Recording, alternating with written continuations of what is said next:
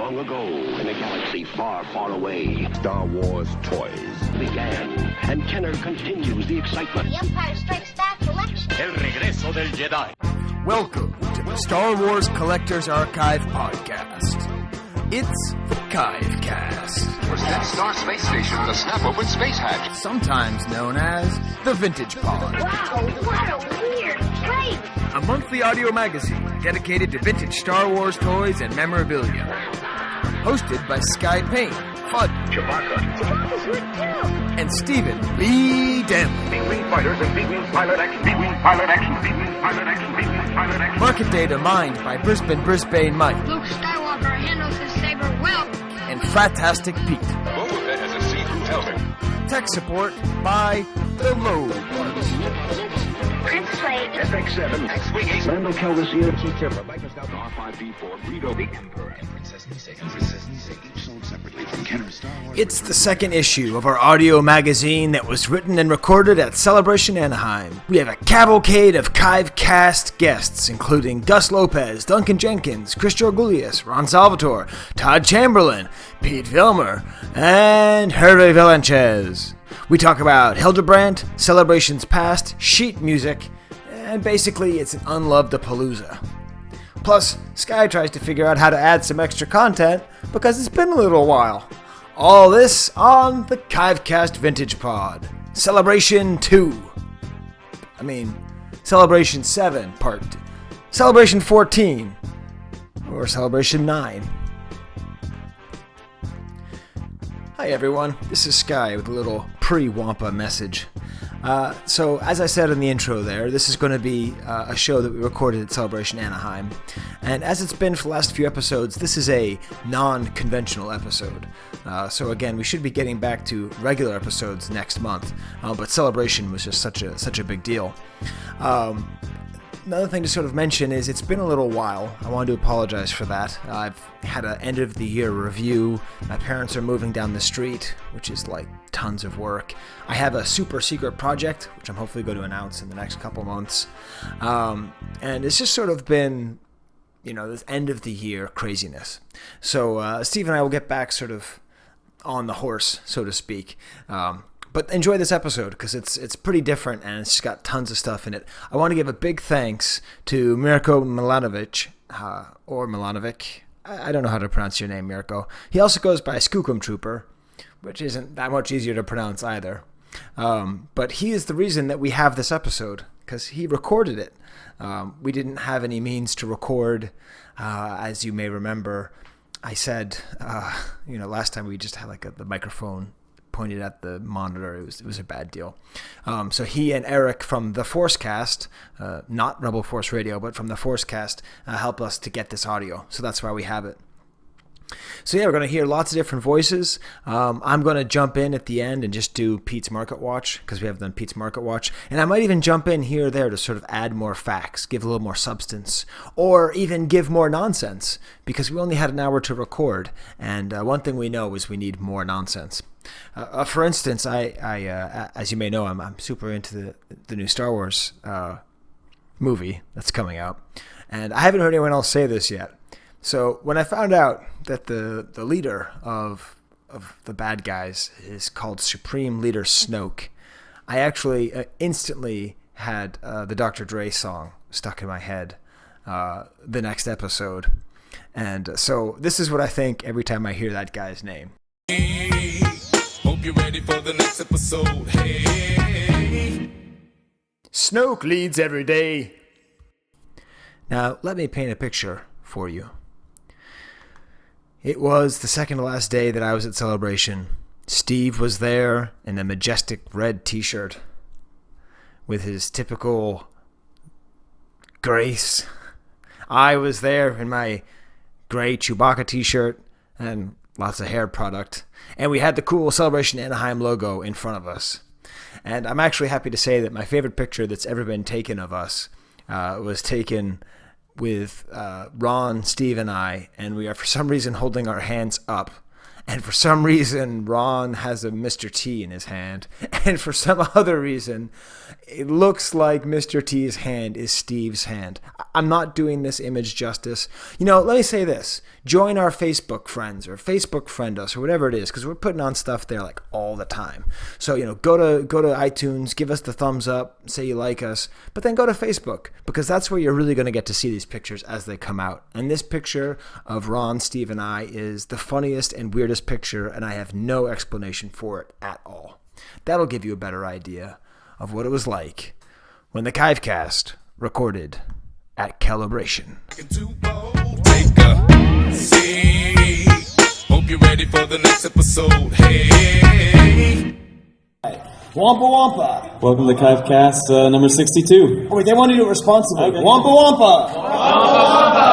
Tauntaun. Yeah. Sounds pretty exciting. So we are here at Celebration Anaheim recording our second of 2 shows.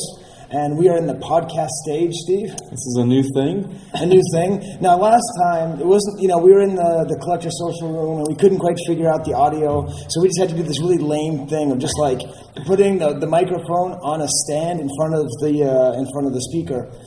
And this time, we had to do a lame thing of putting a microphone on top of a speaker. Turns out that we shouldn't be too proud of this technological... What's the line? Wonder you created. Yeah, technological wonder they've created here. Fair. Oh, okay, that was the voice of Georgoulias making an error on Star Wars quotes. I set you up, spiked him right there. So yeah, we got a friendly crowd here. Yeah, exactly. And that's actually the next figure is going to be the AT-AT commander, right? General Veers. Right, General Veers. So what we're going to do is kind of a different show, Steve. Do you want to explain how we're going to do it? Yeah, so we've got... I have no idea. We've got a group of archive editors / all-stars compared to us. I figured it'd be easy if we just bring them up and let them talk. So... Yeah, that's the basic idea. So there's 4 microphones, and we have 17,000 guests. Yep. So it's going to be a rotating round table. Steve and I are going to try to not talk too much. Steve will succeed. Yes. And we're just going to... you can let people in. Yeah, they're closing the door, because if we leave it open, people are like, where's my Star Tots? And we have to tell, there's no Star Tots here.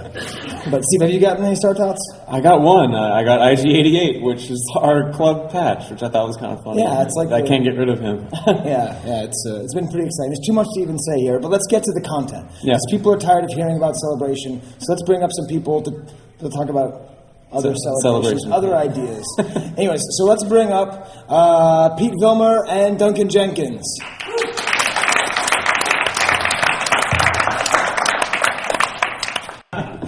So, Pete, I think this is the second time that we've had you on, but the first time was only in Gus's closet. Is that correct? Yeah, it's very exciting to have you on here. We sort of wanted to have you on for a long time, but just sort of figured this would be a good reason. And Duncan, this is your 7th appearance? Wow, keeping track, I guess. Sure. It was actually a total guess. But I think it's pretty close. So, we have this sort of... Basically, I had an idea for the first topic, and it came about yesterday. We're actually in the presence of a truly great artist, Bruce White, who's over there, and he's laughing.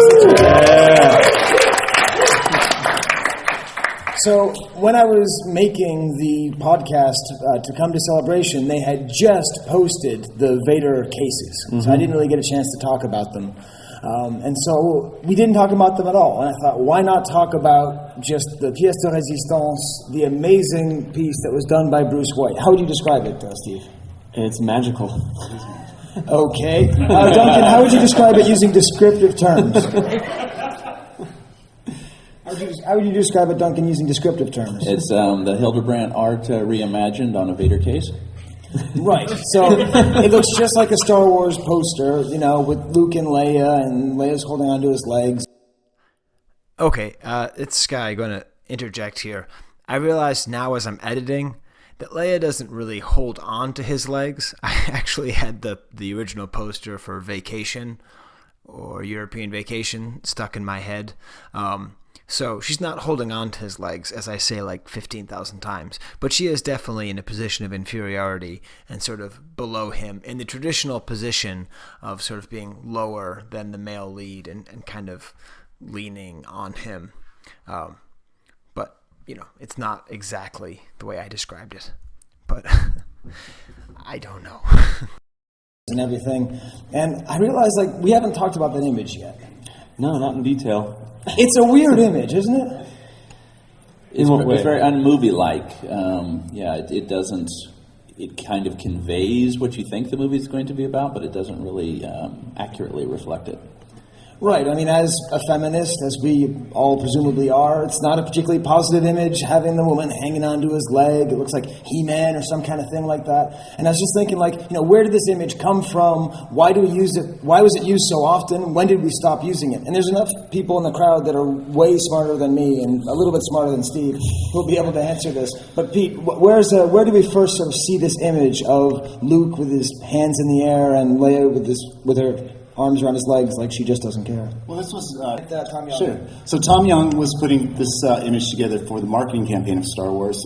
He was somewhat under the direction of Lucas to get a picture or a style very much like... I'm blanking. Thank you. Frank Frazetta. They actually tried to get Frank, but he was not available for the job. So Tom Young... as directed, did a very heroic-looking image, and had actually Leia was far more scantily clad in the originals than as she ended up on the final poster.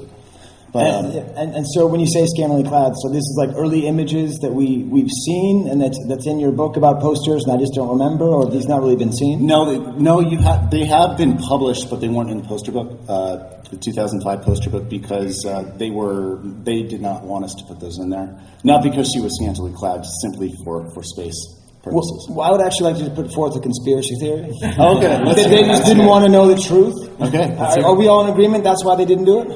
Okay. As we sit here, let's bash Lucasfilm a little bit.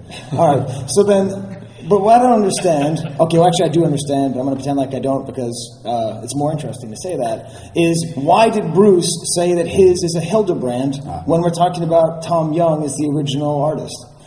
Okay, so Tom Young actually came up with the design itself, and the studio very much liked it. But allegedly, Lucas liked the design, but he wanted kind of more of a fantasy fairy tale style, and he liked the Hildebrandts. So he had the Hildebrands basically do the Jung version in their style. And so that's why you've got kind of the two versions. You have the Jung, and then you have the Hildebrandt. And they said that they wanted to get Frazetta initially. Yes. Did Frazetta ever do anything for Star Wars? He did some Battlestar Galactica. Well, it's the same thing, right? We can all read Battlestar Galactica. Star Wars is the same thing. Flash Gordon, Black Hole. I'm sure he regrets not doing it in the end. Although Frazetta's obviously got his own legacy. All right. So then what I wanted to think about was when do we see this image used? So I think most of us think about it in the front of a card back, right? Used in the Star Wars card front. Boy, it's confusing to say card front and card back. On the front of the Star Wars branded Kenner action figures. But when we were talking to Bruce, right, Bruce? Okay, you maybe heard that on the microphone. He was saying that it's not exactly the same thing. I mean, I've never even really looked at this image of Luke and Leia on the card front and then compared it to the poster and really realized how different it is. So this is a question I've asked just about everybody in this room, and they all say they don't know who actually did the drawing of the art on the card back. Is that accurate? Does anybody know that? Nope. I'm using that to the toy guys. Ron? No. Tessa, can you just make up a name? No? Could someone just make up a name? Hugh Jazz. Yes, Hugh Jazz. Thank you. Wait a minute. Wait, and the other reason we were thinking of it was the archive party, Steve. Yeah. We were able to make a little pin with a dog as Luke and Leia as a cat. Yeah. Chris Botkins had kind of whipped that up for us, and then we had that turned into a pin as well, which I thought was awesome. I couldn't believe the transition. It was great. Right. And so this is, I guess, going back to Duncan. So as we all potentially know here, Duncan is the master of ephemera? That's the word, right? He's the master of ephemera.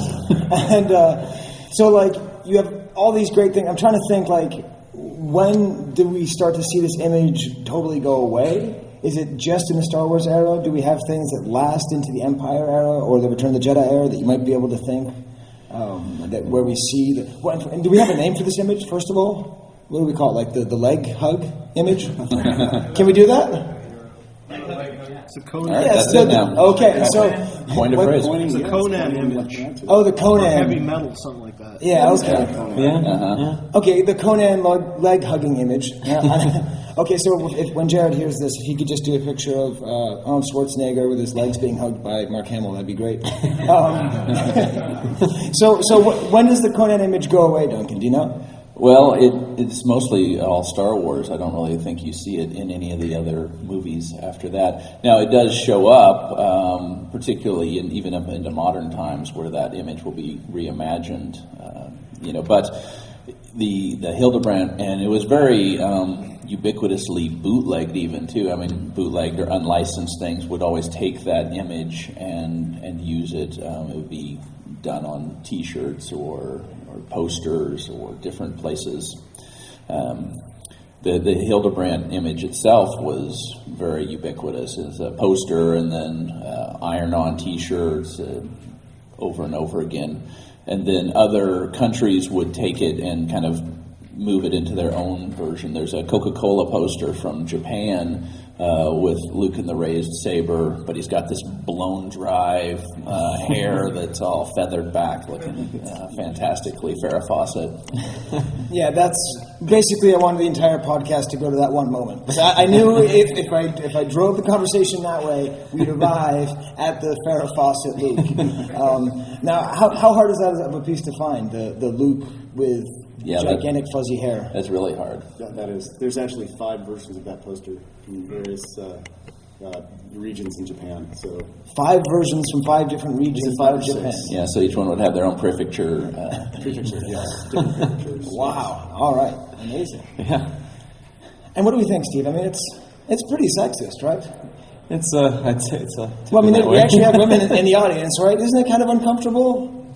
Right? Isn't it sort of weird that we've all just sort of said, this is okay. We can just have her grabbing onto his leg and, okay, this is going really poorly. Okay. Well, yes, what are you going to say, Bruce? Well, at least Leia has a gun in Hildebrandt poster. On the Kenner logo, she doesn't have a gun in her hand. Okay, so Bruce just made the amazingly good point that in the Hildebrandt poster, Leia is packing heat, she has a gun, and in the card back, she doesn't. And I wonder why that is, because the figure came with a gun. Steve, theory? You got me now. Maybe it's because the background in the Starfield is black. Okay. Chris Georgoulias suggests that the Starfield is black, and that's why. Practical. No, I said maybe. No, you said definitively. I heard definitively. Actually, the Jung version, the gun is pointed down, and the Hildebrandt it's pointed sideways. That's the LA version. I see this. Yeah, this is awesome. Wait, so Hildebrandt, the gun is sideways? Yes. And the Jung version is pointed down. It's stylistically. And is that true, Bruce? And yours, is it pointed sideways? Yeah. Okay, she's a menace to society. We all know. All right, Sky here again. So I've included in the enhanced version, we'll put it in the show notes and put it up on the Facebook page, a cool comparison that Bruce provided of the card back and the Hildebrandt image. And it was pretty cool how you can see her disappearing gun. Another thing, I was looking through Pete Vilmur and Steve Sansweet's book, the poster book, and they've really a lot. If you don't own that one, that's another one you should get. You should think of it like any other kind of collector's book. There's amazing stuff all about the early poster designs and the kind of fight back and forth. And one of the differences also between the Young and the Hildebrandt version is that in the Young version, the lightsaber makes this like crazy cross. And he even is quoted as saying it's like a powerful, visual image. And the Hildebrandt, which we're more used to, is actually just kind of a starburst. So maybe that's a little bit less religious, a little bit more, I don't know, starbursty. So some more differences. And it's a really good way to see all these different images of the Luke and Leia Conan image, as we're now calling it. Because, of course, she's not actually hugging his leg. My trademark is stupidity, and we'll be getting into that quite soon. Well, then, seeing as we're at Celebration, we can't talk a little bit about what we're actually doing here in terms of vintage collectibles. So I know we've all picked up lots of fun stuff, but why don't we just sort of highlight, what do you think is the most interesting story behind something that you've picked up at this story? Should we start with Duncan, or should we start with Pete? What do you think? Let's go Duncan. Okay. All right. Well, what of stories? Well, just interesting things. Interesting things. I got a Mexican comic from Todd Chamberlain, so that was good. Luis Villagomez. So it's been working its way up from Mexico, and it's now in my collection. But it was one for the Empire Strikes Back. Yeah, exactly. I had contacts within contacts to bring it up here. But it's one of the Empire Strikes Back ones. But the interesting thing from the Mexican comics is that they're about a 2/3 size, or maybe even a half size of the traditional comic size that we have here in the United States. So just kind of a fun, different look. But is it just the Marvel art just scaled down then? In this case, yes. Okay. And that's, I imagine, very hard to find, or? Yes, they're very, very difficult ones to know exactly how many. Even our price guide, I hate to say this, but we don't have the full list in there. I now have learned more that were in there. One thing I know about the price guide is there's not enough stuff in it. So if you could just... that has always been my philosophy. I think we need to add more and more. For those of you who don't know, we're talking about Gus and Duncan's comprehensive... I don't know the rest. Guide to Star Wars Collectibles. Thank you. I know the Gus and Duncan's part. Comprehensive Guide to Star Wars Collectibles, which is, with the exception of that one item, a complete list of everything that's ever been released with the word Star Wars on it. That's right. That was the only thing we missed. Oh, and the story that we had earlier about the motorboat. Motorboat? The speedboat? The Return of the Jedi speedboat? Did you got a speedboat? I do, yes. If you go back and re-listen to one of the earlier podcasts where we discussed it. No, but I Trademark stupidity. Okay, everyone, could you please scream your trademark is stupidity? 3, 2, 1. Your trademark is stupidity. Oh, snap. All right. There we go. This is good. I was going to try and get it set up through the computer, but it's much more fun having you guys do it. I just wish that Matthias were here. Yeah, that's a lot of fun. All right, so Pete, why don't you tell us one thing that you were able to pick up here? All right, so I've been collecting so long that I'm going into areas that are kind of even mundane, kind of strange and odd. So don't laugh. I found a concert medley sheet music set for the original score. Very hard to find, very thick. These are, they're like an inch thick now. I've been looking for one for a long time. Finally found one here. Nobody collects sheet music. I know that. I get it. I understand. But it's one of those. Half the people on the stage do. Yeah. Hey, Pete, this is the wrong room. This is like, the wrong room to say no one collects sheet music. That's true. That's true. Steve, I don't. Okay. But it's a widely undocumented area because there's so many variations in those sheet music. It seems like they're coming out with a different version every week back in the 70s. And I've been trying to collect them all quietly, not so quietly now. And this was a big one to find, and I was glad to find it. So which one did you find this time? This was concert medley of the original score. It's for the first movie? For the first movie. Okay. Yeah, and so this is for a concert band. Oh, Phantom Menace? It's got sheet music for every single instrument in the orchestra. So that's why it's so thick and they're so rare, because very few people bought them. Well, I imagine are there international variations of sheet music as well? I don't. Maybe in England. I think they've got some British variations, but other than that, not much. Now, Duncan, is this something you've also tried to purchase at times? I have, and do. And they have things even up to the Empire Strikes Back one, the holiday Christmas, the Christmas one. That's a really tough one to find too. But so if you want the Star Wars Christmas album sheet music, so that you can play, they can learn what to get a Wookiee for Christmas. Yeah. Oh no, the holiday Christmas album. Wow. Yeah. All right. Well, see, I think we're going to do a lot of unloved. I think this is basically going to be an unloved podcast when it comes, especially to this back and forth with what are they getting. So, Master of the Unloved, Duncan, what's one more interesting item?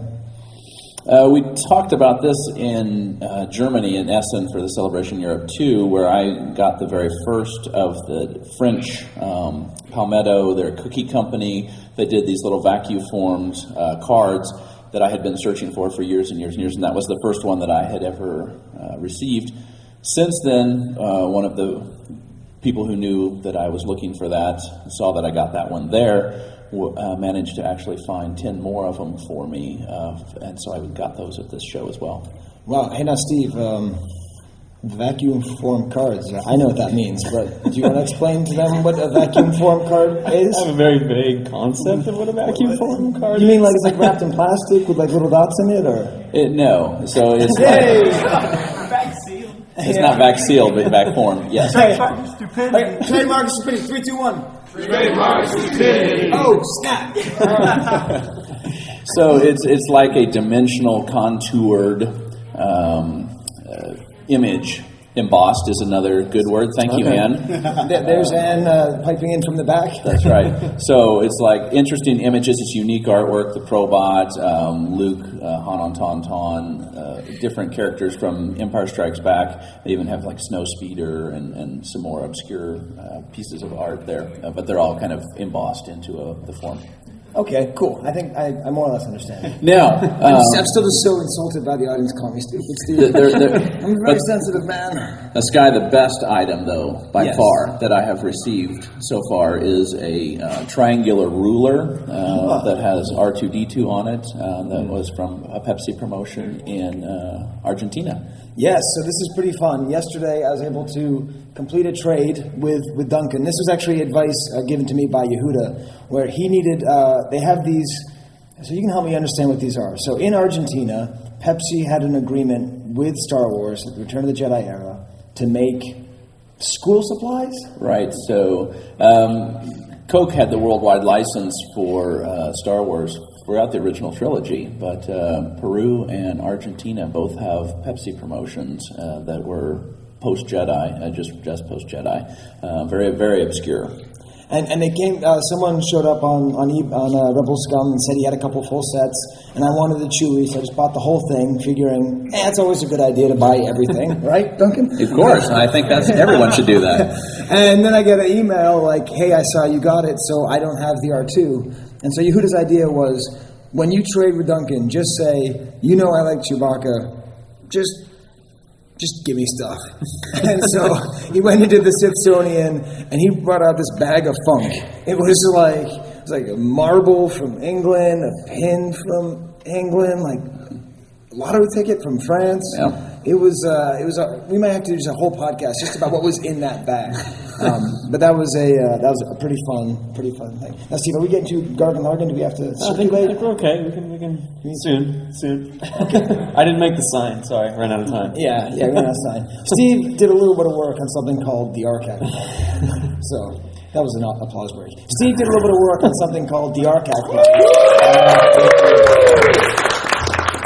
You were the life of the party. I was just the breath of life. Yeah, the muscle, the brains, the effort.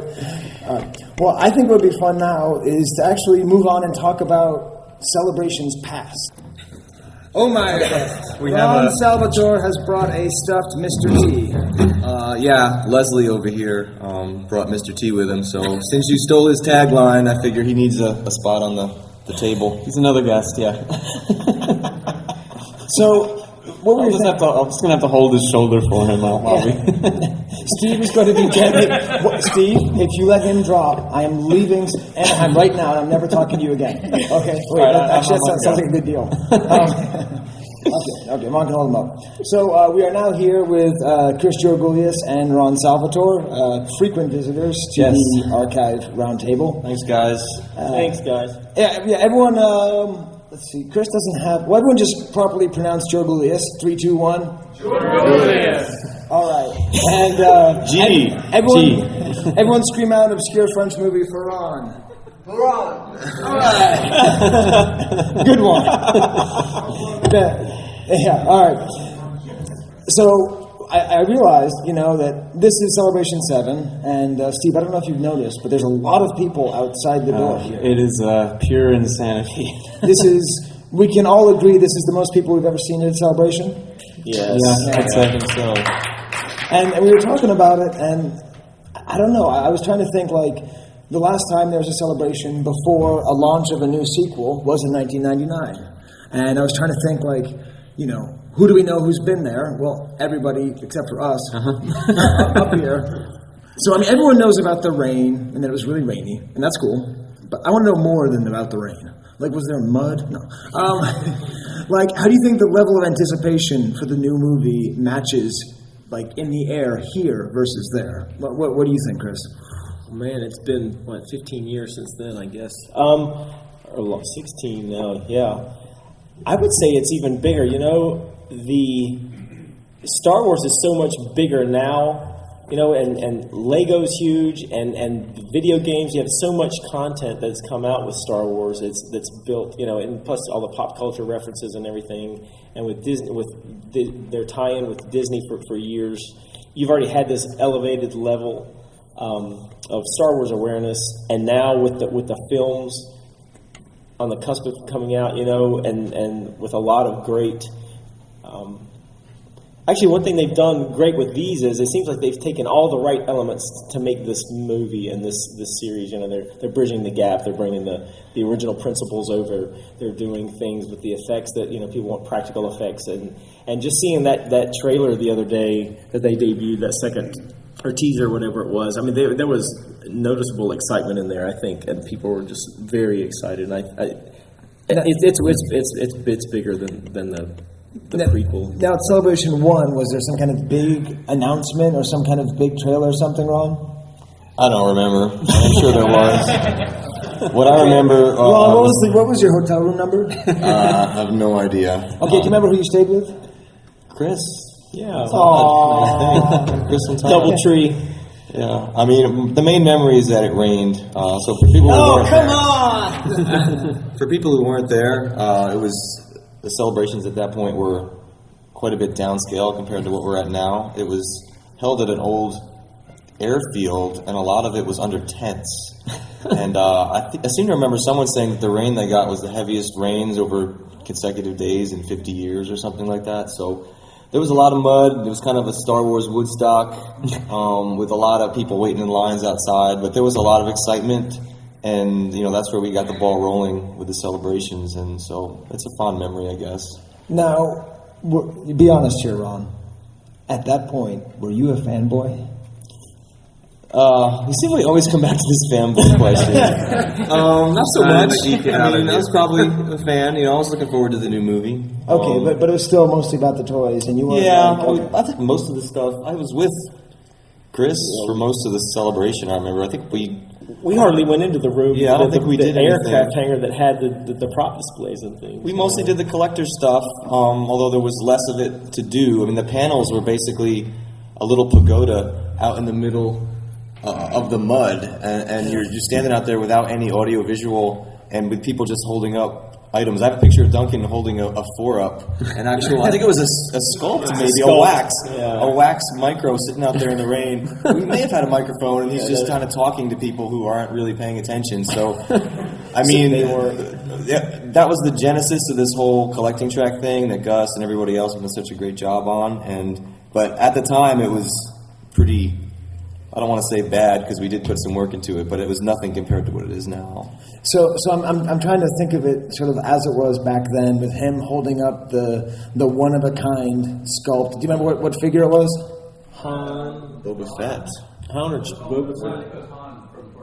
Yeah, you may be right. Okay, I can send you the photo when I get home. Okay, well, you can send it, okay? So this is also probably a good time. Actually, no, it's a good time to plug Gus and Duncan's new book when either Gus or Duncan is at the table. Hey, Steve? That's why we are really great at logistics. Yes. Your trademark is stupidity. Oh, snap. So when we're, you know, I'm kind of picturing him that. Did you feel like people were listening, or was he like kind of? I kind of imagine him kind of like the people outside of the convention now, who are holding up like the "God died for us" signs and like screaming at them while people walk by, being people, like, "This is a 4-up, very rare pre-production item." How many people would you say are in here now? I would say about 40 or so. I would say about half or a third of the people who are in here now are usually maybe. There's like 30. I would say there was even less than were in here. 15 or 20 people at some of the and everybody else was just people online. just kind of walking by and what is this? There was a line to get into like the store, but even the people in the line, even though they were standing there with nothing to do, nothing around, they had their backs towards us, and they were like 10 feet away. We were on a little stage, and we did have microphones, but it was a little tent. It was probably a 15 by 15 tent. It wasn't in the mud though. It was there was water everywhere because it's an airfield, so the rain has nowhere to go. And the dealer tent, it was pouring out from underneath the side of the dealer tent in some corners. But yeah, and we sat there. It was show and tell. Everybody brought their physical items, and we did the presentations like that. And it was just, we got ideas of what to do. We put a program together, and it was like a show and tell. And now we have lines here out the door. It's grown tremendously. How many panels have not been completely full? Almost none. Here? I mean, there may be one or two. The first couple, it's been great. All the ones I've seen have been pretty full.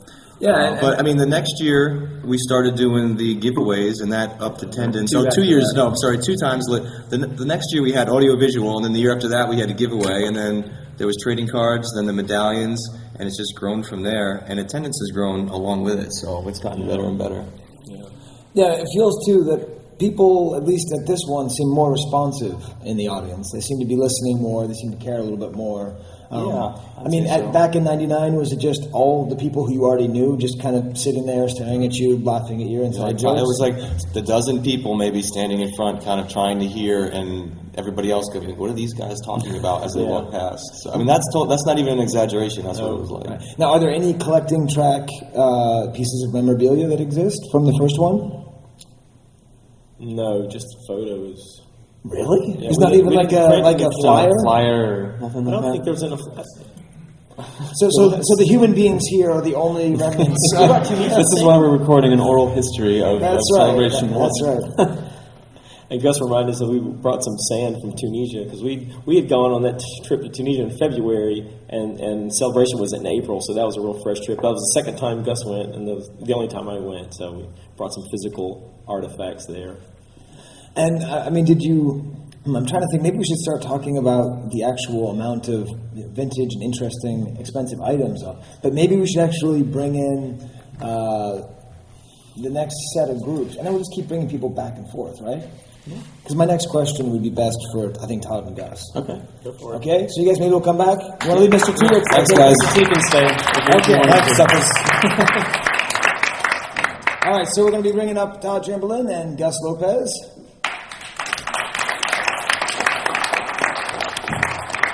At some point, we'll talk about this on the show, but I did a deal with Stéphane, and as you all know, I speak French, and I love how Gus is said in French. He's like, "Où est Goose?"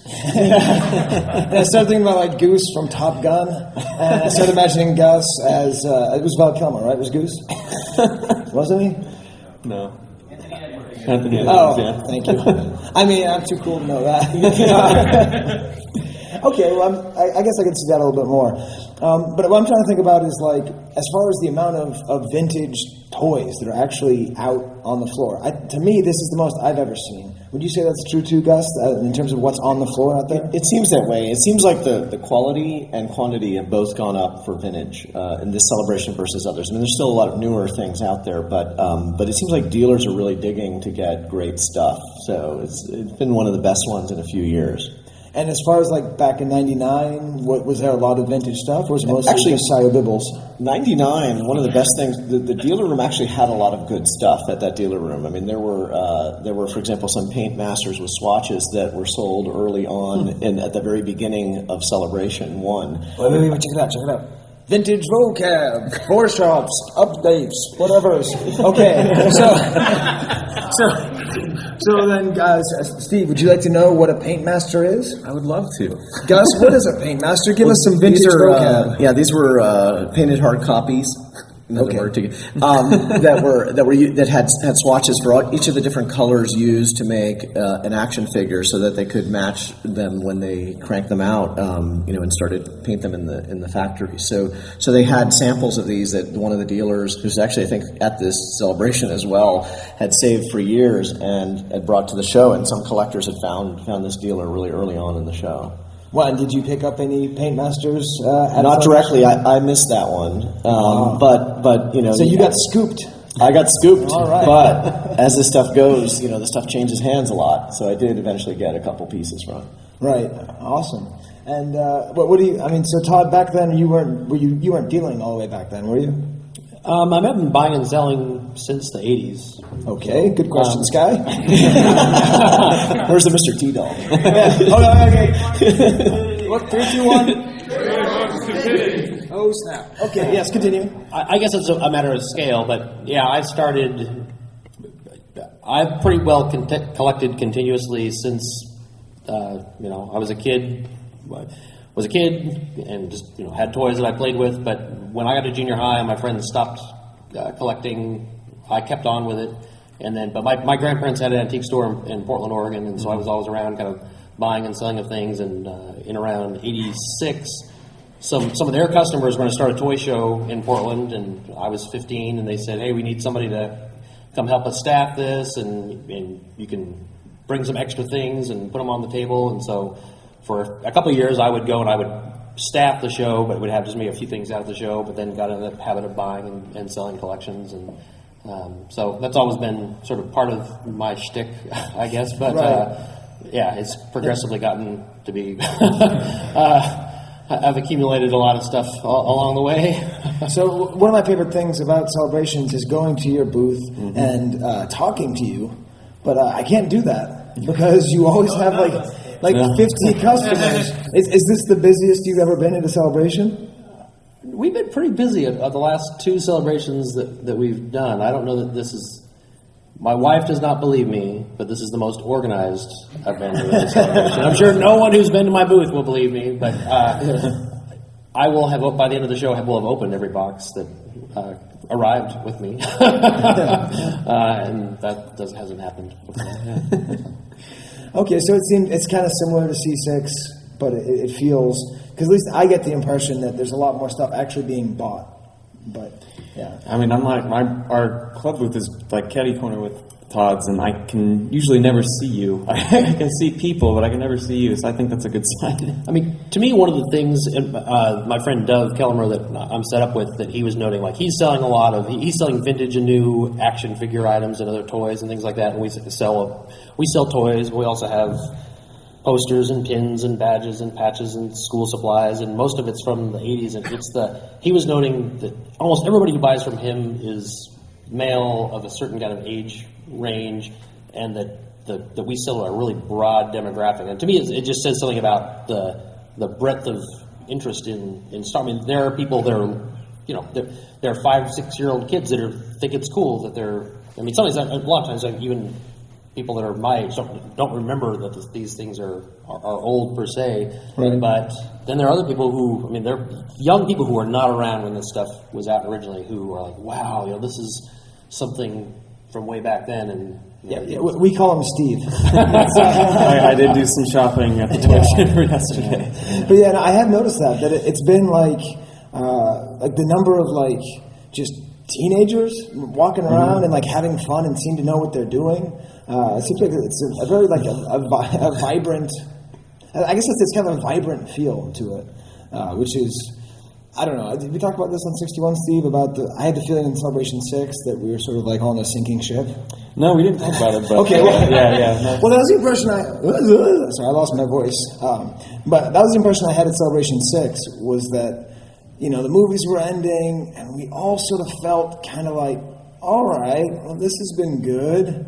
I'm not currently getting younger. I might in the future, but I'm not currently getting younger. And I remember sort of having the feeling like, well, this is great. This is what it's going to be, and it's going to peter out until we're 90-year-old dudes and just talking to each other, somewhere, who knows. But then the fact that it comes back and that there's so much more, I think that's what Tommy described. Now you don't have to sing the holiday special song. And I say, Tommy, a day of joy. Oh my God! I pointed right to Bruce because he's the layup man.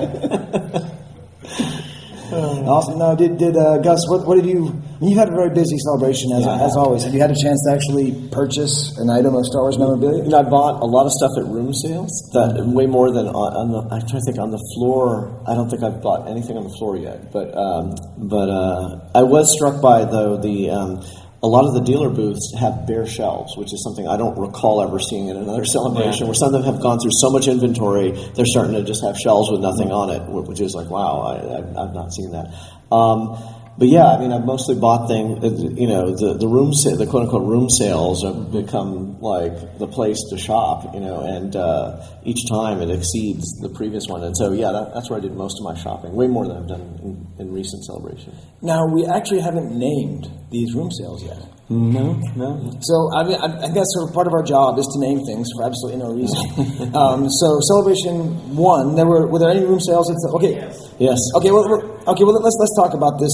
We can do a vintage vocab, evolution right? of room sales. Yeah. Dynalost, Carbadon. Okay. Can you please describe what Dynalost is, Steve? And Carbadon.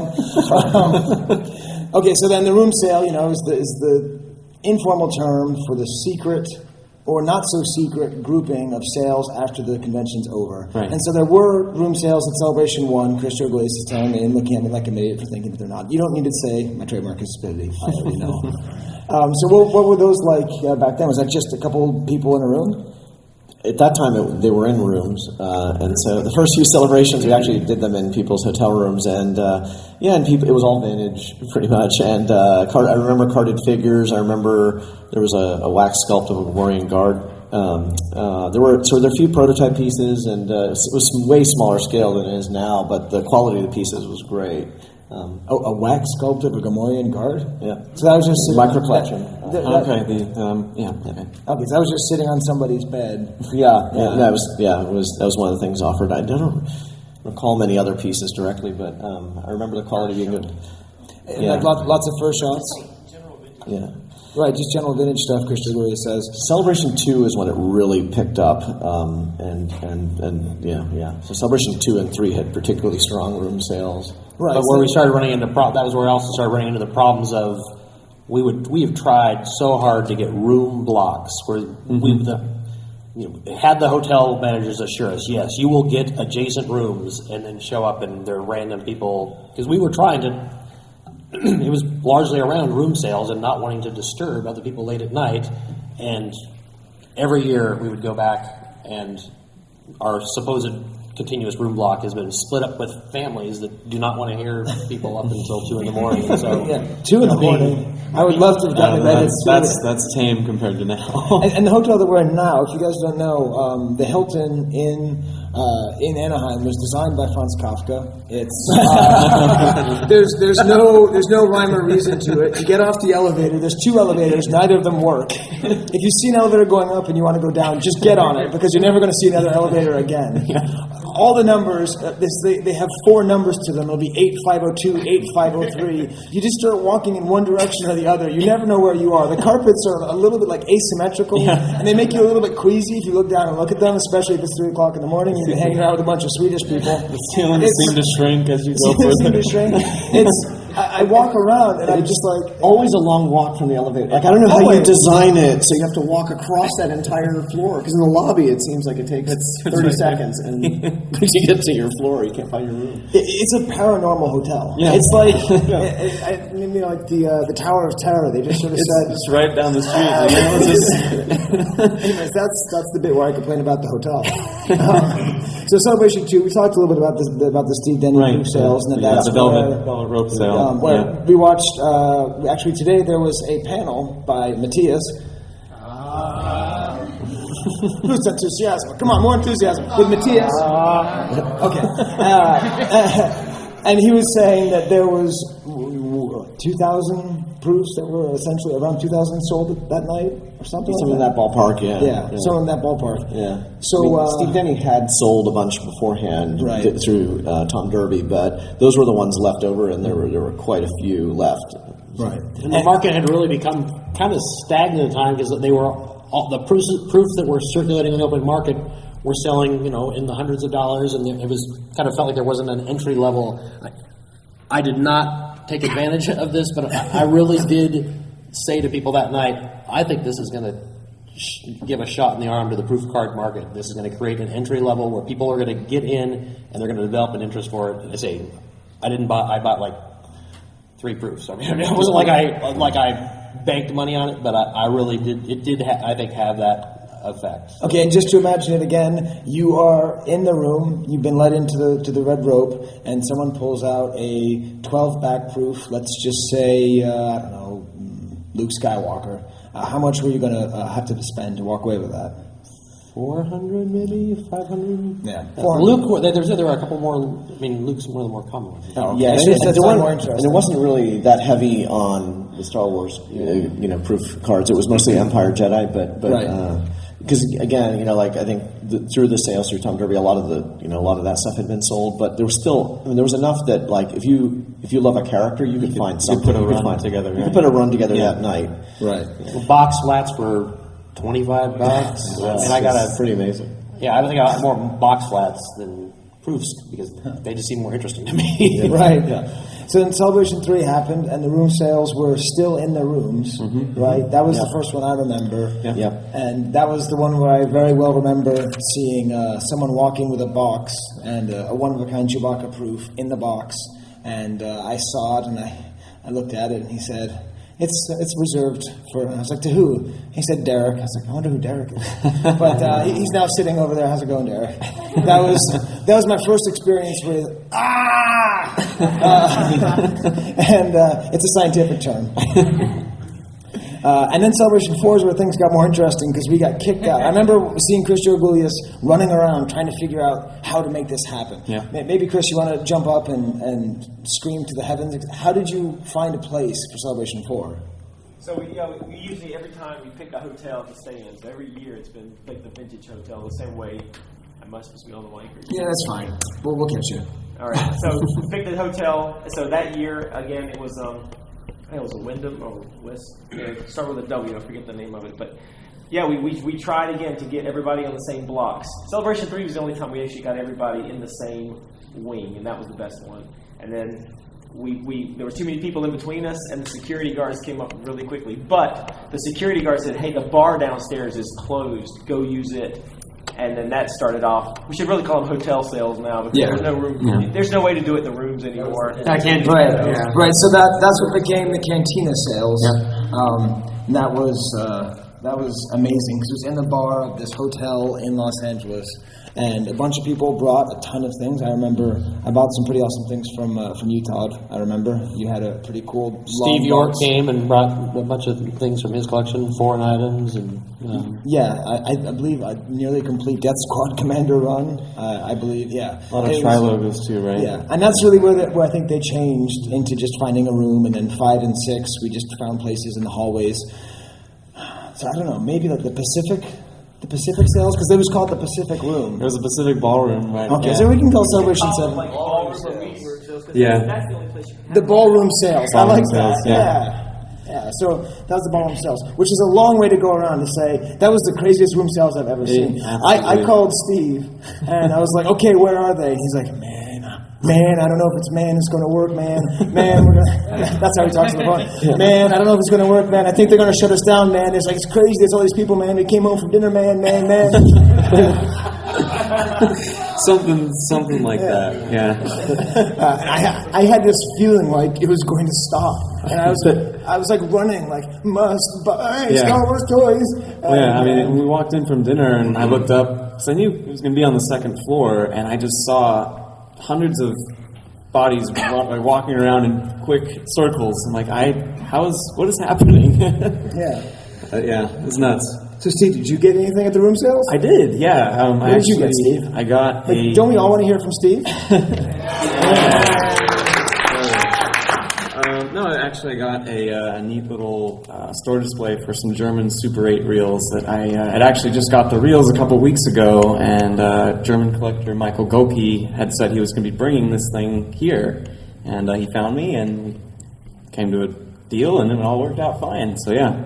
Okay, well, why don't we... So Super 8 film reels, I think I understand it, but just sort of describe, so Super 8 would be just like 1 or 2 scenes or something? It's like a bridge version of the movie. So they did it, I think, in 2. For the German ones, it's 2 reels, and so they kind of split the thing in between 2, and it's done in German, no subtitles. I think I've seen a little bit of it on YouTube, and it looks pretty hysterical. But yeah, it's a cool little thing I'm trying to work on. It's a lot less expensive than prototypes.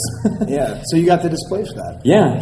It's a small display. I was talking to Isaac about it, and he said he'd never seen it before. And yeah, I guess there's another one that's smaller that Michael's keeping, but I was really stoked to pick it up. Okay, so I'm curious. We have 3 completists here. Do you guys all have the German Super 8 displays? Duncan, Todd, and Gus? No. No. Hey, Steve! I better get out of here.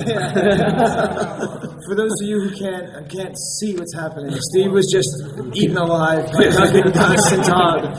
There's just a spinning German display on his seat. It laughs just like Steve. But, that's awesome. See, this is going pretty quickly, but not too bad. No, we're doing okay. We're doing pretty well on time. We got another 10 minutes. Yeah, we got another 10 minutes. So I mean, how do you think we should end this? Should we end this to reminiscing? Should we have questions about the show? Well, I guess we didn't ask Gus what he actually got. He said that he had a good time at the room sales. Yeah. But he's being mysterious. Yeah, I mean, I got different food items. Some that people brought to me, and then some that similar to you guys. I got the Pepsi items from Argentina, so that was kind of a nice piece. It was. I got some people bring me cereal boxes from UK, nice. So that was good. They have yet another cereal promotion going on now, so got to start that all over again. But yeah, nothing earth-shattering, but it was just there was a lot of good breadth of selection and obscure stuff. It wasn't just the same old. I bought Ewoks crew T-shirt or sweatshirt that I didn't have. So that's cool. I actually have a torn one, but yeah, it was good. All right, how about you, Todd? Did you enjoy yourself at the room sales? I got the Pepsi stuff. I think is a common theme here. I love that. We got there a little bit late. Jonathan McElwain gave me a tip off on that, which I was very thankful for. But at least I got some representative examples. I love the artwork on that. The thing that I didn't actually buy it at the show, but that I received at the show leading up to the show about a month ago, I bought the last of a group of a big collection that I've been working on for several months. And in this collection, it's the estate of a woman selling the collection that her mom amassed in the 80s. And she'd sent me photos. I started buying things from her on eBay and finally convinced her that she just wanted to sell it all at one shot. And she started I said, just send me group shots of what you have. And in there's a line of 3 1981 greeting cards from Drawing Board that I had 2 of the 3 for 10 years, and I was missing the Yoda card, and I've searched and searched and searched for the thing. I was so ecstatic to find that night, so I finally actually I had the stuff shipped directly here to the show because there was a lot of stuff I was going to be selling, and so I finally actually got to hold it in my hands. Now you're keeping that separate from the stuff you're selling, yes? Yes. You're just going to put it inside buried. Yeah. I don't know, $1. Yeah.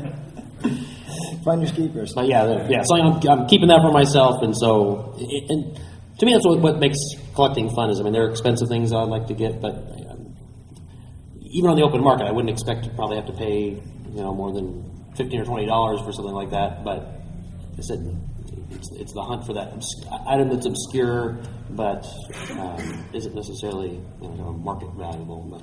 Awesome. See, I knew we'd get a lot of good unloved items. Yeah, today. I think I had a feeling that was going to happen. And the nuggets from the archive are actually the archives themselves.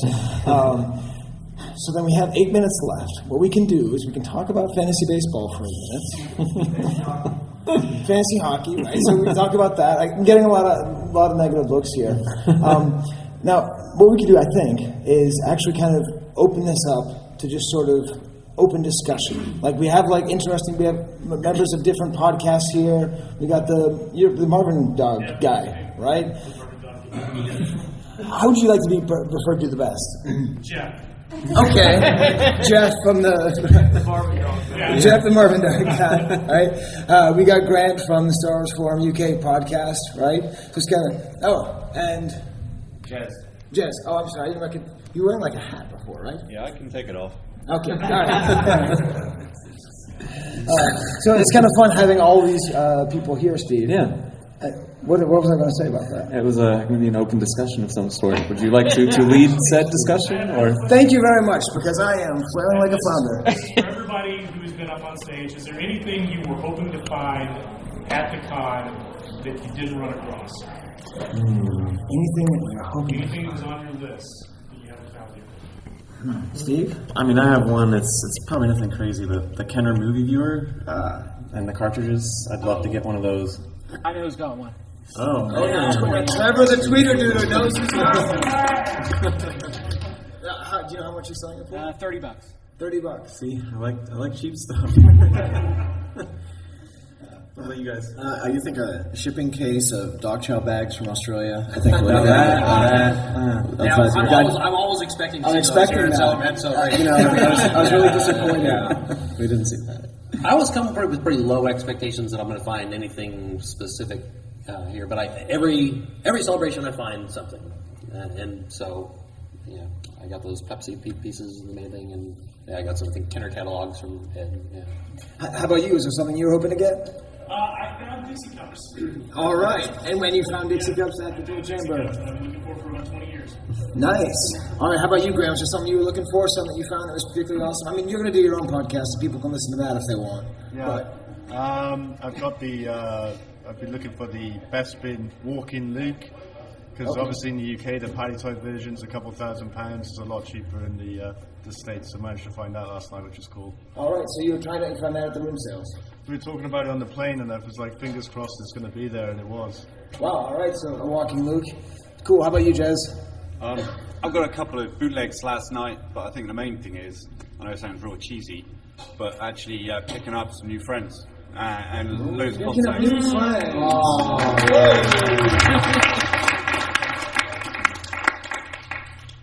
Well, it's hard to beat that, Steve. Do you know what else is hard to beat? Do you guys know what's insanely hard to beat?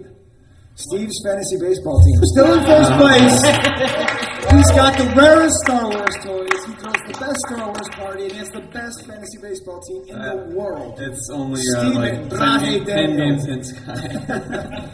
I called you Daniels again. I Well, I guess you could talk about your book because we said we were going to. Yeah. How's your book doing? So Gus and Duncan created a guide to micro figures. To the micro collection, yeah. Micro collection That's toys. a Yeah, title. it's a subject we've always wanted to do. We covered it in our prototype book. Mm-hmm. We touched on the micro collection. It's kind of a favorite among a lot of collectors, and we had a lot of pieces in our collection, so it felt like we had a lot of material to cover it. But it was one of the craziest books to finish because Matthias was working on a book, we were working on a book, and we were working on two. And I was helping Matthias with his book, so we were working on two books at once. And the books arrived like the day we started Celebration. Yep. So it was down to the wire. That's right, yeah, because you edited Matthias. I gotta say, Gus, I wish you didn't edit. Oh, you should. I still have the drafts, though. Could you please I release should that share that as a super special edition? Because I know he's got amazing English, but I still think it would be fun to see. Yeah. All right, well, this is as good of a place as any to awkwardly put in the Market Watch.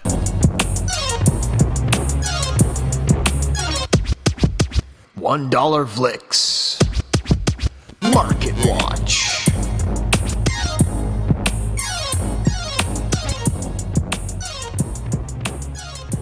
First of all, thanks to Pete for sending this out.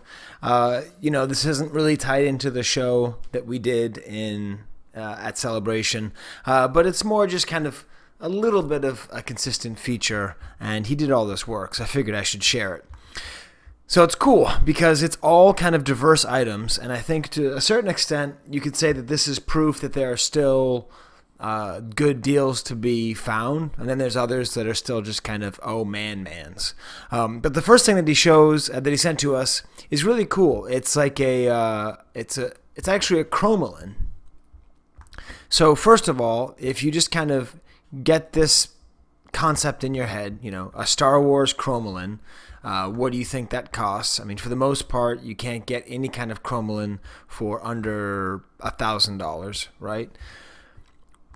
But I didn't say what kind of cromolin this is. This potentially could be seen as the lamest possible cromolin, with the exception if you are of the persuasion who happens to find Ewoks to be really great. So I respect that alternative lifestyle.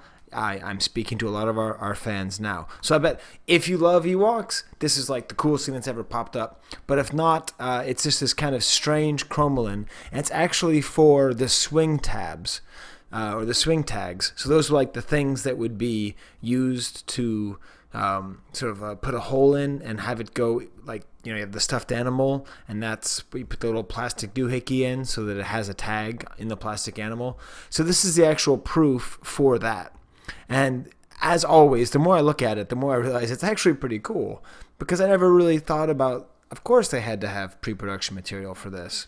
And it's really pretty funky.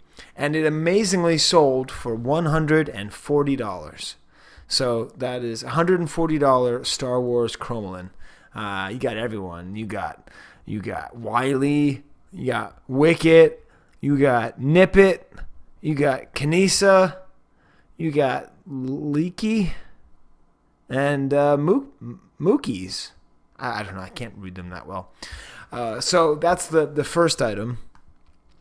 The next is considerably more expensive, but what's cool is it actually kind of ties into the archive party coin that we made, that Tim Eckhold made in conjunction with Matthias, and based loosely on my dog. So this is the Boba Fett Power of the Force coin, which sold for $780. So actually, let's look at a different book. And to do that, I'll just take out my handy-dandy copy of Coining a Galaxy by James Gallo, Mark Salati, with Jeff Carell. And that lets you know that a Boba Fett coin is considered Category E. So that is very rare, I suppose, because if they didn't actually sell the toy, then there's less of the coin that would have gone with the toy. So because it was unproduced Power of the Force, that must be why. And because it's Boba Fett. So that's pretty interesting, $780 for an AFA 90 coin. And do you hear that sound? Is that Bobo? We're talking about your coin, Bobo. Yeah. See, the thing you don't know about Bo is he smells terrible, but he's got really soft ears. So it all kind of makes up. All right, and actually this is as good of a time as any to address, I think 3 episodes ago I started off burping, and I apologize for that. I'm not going to do that again. That was quite rude. I will do the service of, I just cut out, I've been trying to record the next section, and Bo, my dog, just did not stop running around the house. I don't know what's going on. I think there's an animal outside, so you just heard his click-clacking, and then you hear me yell at him to put him in the kennel. And I thought, well, that would be cool to keep in, but no, you don't want to hear that. And then I got attacked by this wood bug. I don't actually know what it's called. It's like one of those bugs that looks like wood. And I was like, I killed it, and I was like jumping around, and I was talking about it. I cut that out too. And then I got ready to talk about multi-packs, and I realized what I was going to say was, well, hey, maybe we'll have an expert who can come on and talk about it later.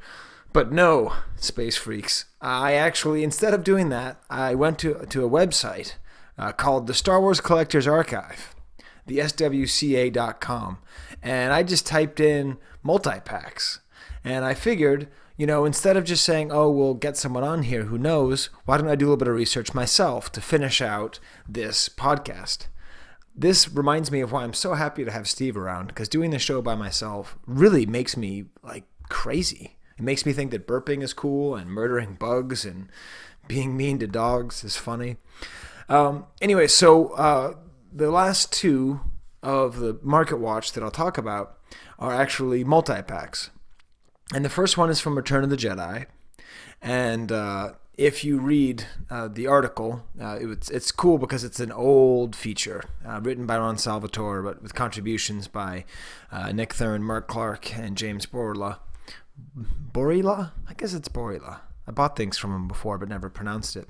Ron kind of goes in and talks about the sort of function of these mail order packs, that there would be huge retailers like Sears or J.C. Penney or whatever, Montgomery Ward, and they would have little catalogs that would actually large catalogs, and you'd be able to order what you wanted from those catalogs.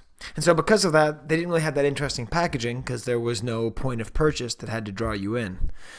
So the first one is a pretty good exception to that. It has the generic image from Return of the Jedi, which just has pictures of Bib Fortuna in a red cape, which he was never sold as, and you couldn't get them in these packs. It was just for photo samples. You got Squid Head, Imperial Guard, Darth Vader, Luke, R2-D2, some kind of Ewok. I think it's Chief Chirpa, and Gamorrean Guard. And it's funny because it says on there, picture illustrates Star Wars action figures. See package back for list of figures contained. So I can imagine a lot of kids would have gotten this and gotten all psyched, like, all right, I'm getting all these figures. And then you flip it over to find out that you only got 4. Well, in this case, 4.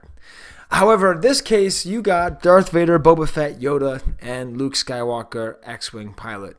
So that's pretty good because you could pretty much recreate a lot of Empire Strikes Back and a lot of the whole saga, kind of good guys and bad guys. That's a good 4-pack to get. So what's cool is this is sealed and unopened, and it's sold for $1,300. So that's I don't know if that's in line with what they usually sell for because I don't know much. Now for that, someone can contact us. If you are a mail order expert, please let us know. But that's a pretty cool multi-pack to get. And the cool thing about Ron's article here is that he also includes a quick explanation of the numbering prefixes. So that's how you can tell the difference between retailers. So if you look at this 4-pack, you'd be able to tell where it came from because it reads Star Wars 4-pack 6553861. And if you go to the SWCA, it'll say J.C. Penney prefix 655. So there you go. That was one of many prefixes used by J.C. Penney. So this was from the J.C. Penney catalog, which is pretty darn cool. Now the next multi-pack is crazy. Now this is cool because this is not actually a multi-pack that was a mail order. It was actually sold in stores, and you can tell because it has a beautiful image of the toys on the front. So with the multi-packs that came with the Empire, there's the red and the yellow. And so the red is apparently more rare. I remember watching someone buy one at Celebration 4. That was pretty exciting. And then the yellow is more common, but they're both quite rare. And this is AFA 80, so I suppose that makes it worth the $4,444 that it sold for. And in this 6-pack, you have Vader, Hoth Trooper, AT-AT Driver, Hot Rebel Soldier, IG-88, and Yoda. So a pretty good 6-pack, and I guess it sold for so much because it was sealed. I don't quite know, or because it was graded. But a neat kind of quick introduction to multi-packs, which we really haven't dealt with too much. Okay, well, good. Steve is still in first place, although just barely, in the Fantasy Baseball League a couple months after recording the show. So miracles do happen. And I am currently in fourth. So let's go back and listen to the end of the show with Steve. Thank you for bearing with us, Space Freaks. We'll have another episode out probably pretty soon. We really appreciate your support. Yeah, I'm happy it's summer. Okay. Although I guess I should say that the one thing I was able to pick up, and it's very exciting, was I was able to pick up a 45-back. I was able to pick up a 45-back Meccano Cheek Taba, and that was the thing I've been looking for. That's a big one. Yeah, and that's... I realized, because it came up for sale, and this is the situation that a lot of us collectors are in, where something comes up for sale, and you're like, that's not worth that much, and then you watch it sell, and then you go, I would have spent that much. And so I had to get in my head, I can do it. I can sell something from my collection. So I sold a couple of proofs, and I was able to buy that. And that was really exciting because Stefan actually brought it in a little, a case and a Hildebrandt case all the way from Paris, and he unveiled. Okay, it wasn't that dramatic, but he was able to bring it to me from Paris, and I was able to buy it. And I have not been that excited to receive a figure in a long, long time. And so that was my memory of the room sales, was finally getting to get my hands on this amazing cheek tabac piece. So, and I get to, I know how to pronounce that, so it's good. So, yeah, I just realized I meant to mention that too.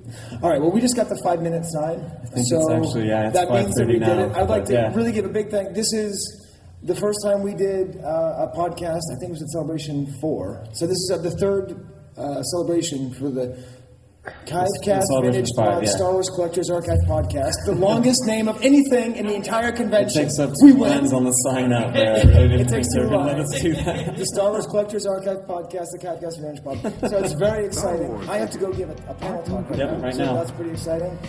So, Wampa Wampa! Thanks, guys. But this Star Wars Early Bird Certificate Package is in stores with its colorful Star Wars picture display stand and certificate.